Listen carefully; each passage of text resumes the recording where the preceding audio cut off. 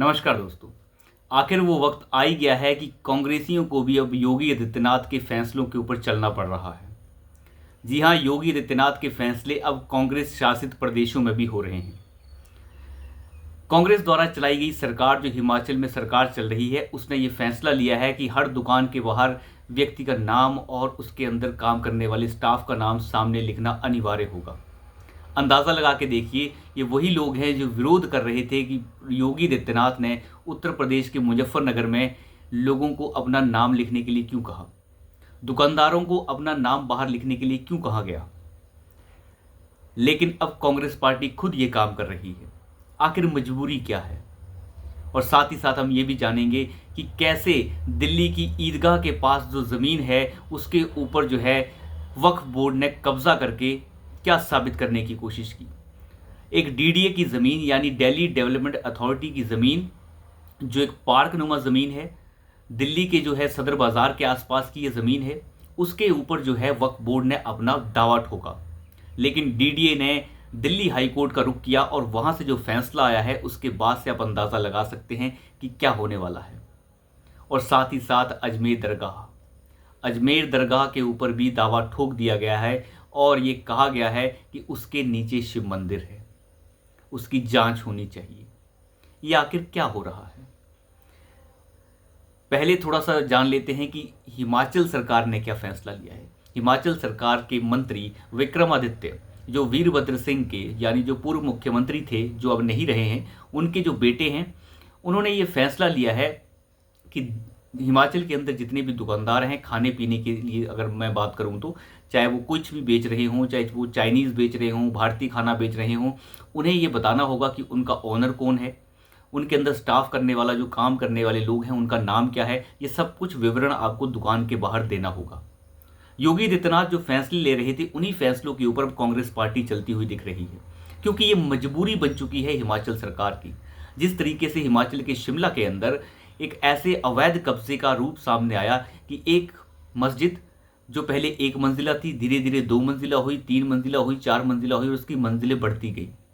और जब हिमाचल प्रदेश की हाई कोर्ट ने ये जवाब मांगा वहाँ के वक्फ बोर्ड से कि आप बताइए ये ज़मीन आपको कैसे मिली और ये मंजिलें ऐसे कैसे बढ़ गई, तो उनका जवाब था हमें नहीं पता कैसे बढ़ गई, हमने तो केवल 2.5 मंजिलें बनाई थी, 2.5 मंजिलों के बाद 2.5 मंजिलें कैसे बन गई हमें नहीं पता। अंदाज़ा लगा के देखिए बोलने का मतलब क्या है। 2.5 मंजिलें बनाई थी हमने, ना 2 बनाई ना 1, और ऊपर की कैसे बन गई हमें नहीं पता। लेकिन अब हिमाचल सरकार को वहाँ के लोगों के सामने जो है सर झुकाना पड़ा है और उन्होंने वही फैसला लिया है जो योगी आदित्यनाथ ने उत्तर प्रदेश में लिया था।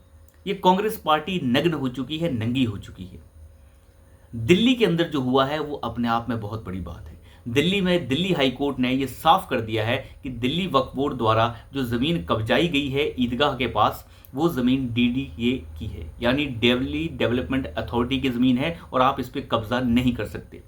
मैं आपको बताऊं कि वक्फ बोर्ड जो है वो डीडीए की ज़मीन के खिलाफ जो है दिल्ली हाई कोर्ट गया था, और दिल्ली हाई कोर्ट में वक्फ बोर्ड का ये कहना था कि ये ज़मीन हमारी है, 1970 के बाद से ये ज़मीन हमारे पास है, लेकिन हमारे पास इसके कोई कागज़ नहीं है।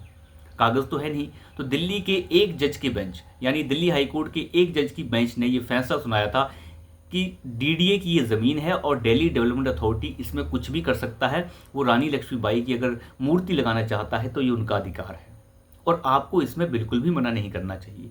और जज ने साथ में एक चीज़ और ऐड की कि अगर ये ज़मीन आपकी भी होती तब भी आप रानी लक्ष्मीबाई की मूर्ति लगाने से क्यों हिचकिचा रहे हैं। वो तो इस देश की नायिका रही हैं, आज़ादी की नायिका रही हैं, आप कैसे मना कर सकते हैं।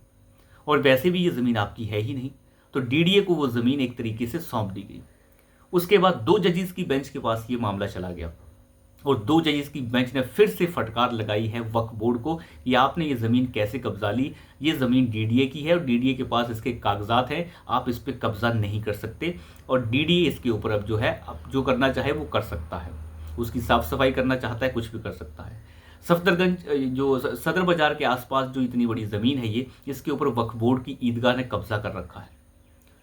अब अंदाज़ा लगा के देखिए किस तरीके के हालात जो है वो हो रहे हैं। और वक्फ बोर्ड जो जगह जगह ज़मीनों को कब्जाता है उसे एक्सपोज किया है ओवैसी ने, आपने ये देखा ही है।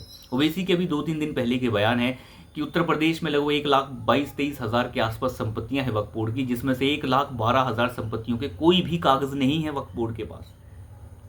तेलंगाना में लगभग 33,000 संपत्तियां हैं वक्फ बोर्ड की, लेकिन उसमें से 90% के कागज नहीं है वक्फ बोर्ड के पास।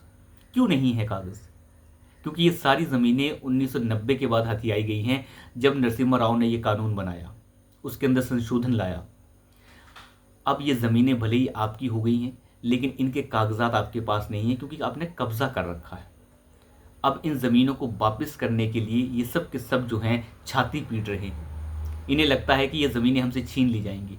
एक बैरिस्टर जो पढ़ा लिखा वकील है, वो ये कह रहा है कि इन ज़मीनों के हमारे पास कागज नहीं है और ये हमसे छीनी जा रही हैं। जब तुम्हारे पास कागज़ ही नहीं है तो ज़मीन तो उसी को मिलेगी जिसके पास कागज़ होंगे। ये हैं पढ़े लिखे, क्योंकि मदरसा छाप लोग जो हैं इन चीज़ों का अंदाज़ा नहीं लगा सकते। जिनका कॉपी किताब से कोई लेना देना नहीं, वो कैसे बताएंगे कि बिना कागज़ों की ज़मीन जो है किसकी होती है। तो आप देख सकते हैं किस तरीके से जो है दावे अब ठोकना शुरू हो चुके हैं लोग। माहौल बदल रहा है। अजमेर की दरगाह के ऊपर भी दावे ठोकना शुरू हो चुके हैं, जिसे अब शिव मंदिर बताया गया है, और याचिका जो है वहाँ के एक कोर्ट के अंदर पहुँच चुकी है। अब कोर्ट को देखना है कि उसका ASI सर्वे वो करवाता है या नहीं करवाता है। अब बताना होगा सरकार को भी कि वो ASI सर्वे करवाने के लिए तैयार है या नहीं तैयार है। कुछ मूर्ख हिंदू जो इन दरगाहों के ऊपर चादरें चढ़ाने जाते हैं, अब अंदाज़ा लगा के देखिए, हरे रंग की चादरें चढ़ाने के लिए कुछ मूर्ख हिंदू वहाँ पहुँच जाते हैं। वहाँ की अजमेर दरगाह ने कोर्ट में दरखास्त लगाई है कि ये एक आस्था का स्थल है, यहाँ पे बहुत सारे मुसलमानों जो है वो चादर चढ़ाने आते हैं। उन्होंने ये नहीं बताया कि यहाँ पे मुसलमानों से ज़्यादा तो हिंदू चादर चढ़ाने आता है। शायद उन्हें ये बताना चाहिए था। हालांकि मुसलमानों के अंदर भी एक बहुत बड़ा फ़िरका है जो इन दरगाहों को मानता ही नहीं, वो उन पर जाना पसंद भी नहीं करता, ना तो कभी जाएगा, क्योंकि वो मानते हैं कि मूर्ति पूजन की तरह ही ये एक पूजन है। लेकिन खैर, इन सभी बातों से अलग एक माहौल बनता हुआ दिख रहा है। एक माहौल जो दिल्ली हाई कोर्ट ने साफ किया है कि इस तरीके के कब्ज़े अवैध हैं और ये कब्ज़े अब नहीं चलेंगे। ये अपने आप में बहुत बड़ी बात है। तो अभी के लिए इतना ही। धन्यवाद।